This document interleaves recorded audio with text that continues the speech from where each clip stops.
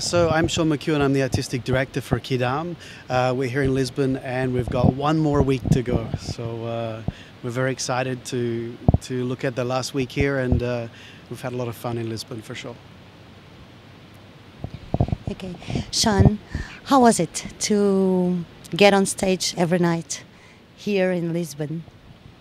For me, I don't have to go onto the stage, but to get the show onto the stage, it's quite something. It takes a lot of preparation. We start many hours before the show to prepare the version of the show for that night, to make sure that everything that we need to cover is covered, to make sure everybody's warmed up, costumes are ready, makeup is done, and that the acts are refined to the point where they're ready to go on stage for that night. For us, that's the principal work we do before the show. Then I guess the great reward then is to present the show itself. And indeed, the greatest reward is the applause at the end of the show. And we've traveled the world. I find the Portuguese audience, especially in the last year, we've been to a lot of places, Asia, the Americas. And so for us, it's very nice to be back in Europe. This is our first stop for this tour. And also very nice to see the applause of the Lisbon public. They've been very, very generous to us, and we really appreciate that. When you're directing all those artists, what have you told them to get on stage here and act for Portuguese people? Is it different for... I don't think it's very different. We always try and maintain a very high standard.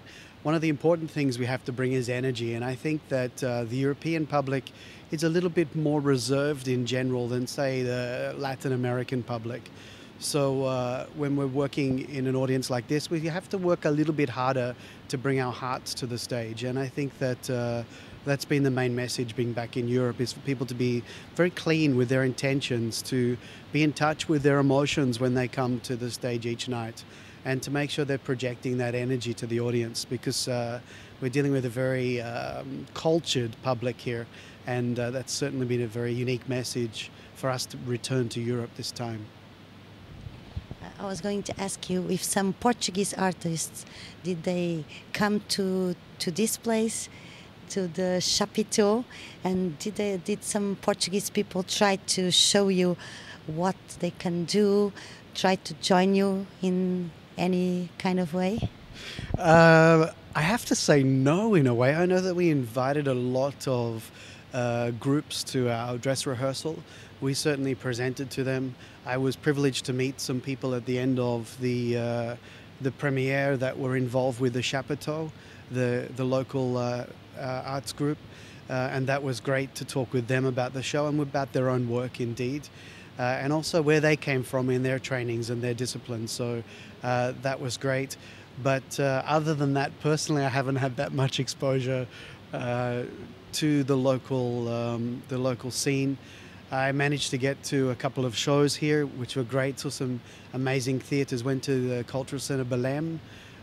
Saw a foreign dance company there. It was very good. And also went to a fado bar one night, which was great, just to hear the depth and the warmth of the sounds of fado, which was beautiful. Do you think fado could have a place in Cirque du Soleil in the next coming? I think it's not unreal as an idea, because we have some of our shows that are very tango orientated. We're very eclectic in where we take things from, so I think it's not unrealistic that will be a possibility.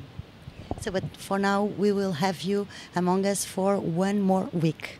So, yes, that's right. We finish on Sunday, so we have 7 more shows from today. We have to hurry up if we could want to get the ticket and to come. So, could you just introduce Quidam show for the ones who had not come yet? Sure. Quidam is actually a show, it's a world seen through the eyes of an innocent, through the eyes of a child. But it's a very adult world in that we present a lot of different acts. We have an amazing tissue act, we have an amazing sarso act, a great skipping act, which sounds really basic, but it's so beautiful.